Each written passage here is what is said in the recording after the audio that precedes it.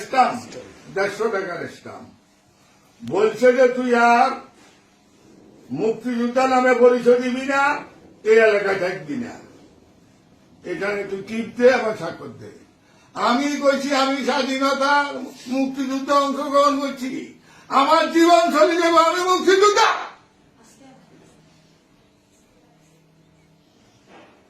আমি পারি না, আমি আত্মহত্যা করতাম। আমারে চড়ছে শোয়াইয়া, আমারে বুঝাইছে, আমার মাথায় এভাবে বুঝে দিছে। আমি এটার বিচার চাই। আর বলছে 5টার আগে যদি বাড়ি থেকে না যাস, 5টার আগে বাড়ি থেকে না গেলে তাইলে তোদের বাপ বেটার মাংস, হাড় মাংস খুঁজি পাওয়া যাবে না। তুই এখানে স্টামে টিপ দে আর স্বাক্ষর দে, আর আমার জীবন তোরা আমার জবাবদি দে, আমি কিন্তু স্টামে স্বাক্ষর দেবো না, এলাকা আমি ছাড়বো না। প্রতি 5টার আগে দায়িত্ব দিব।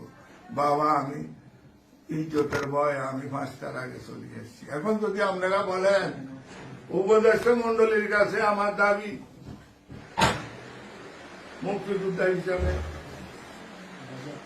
আমি বাংলাদেশের সর্বস্তরে 18 কোটি মানুষের কাছে বিচার দিলাম, সারা বাংলাদেশের মুক্তিযোদ্ধাদের গলায় যারা জুতার মালা দিছে, আমার গলায় দেওয়া মানে সারা বাংলাদেশের মুক্তিযোদ্ধাদের গলায় 2,50,050 জন মুক্তিযোদ্ধার গলায় যারা বাতা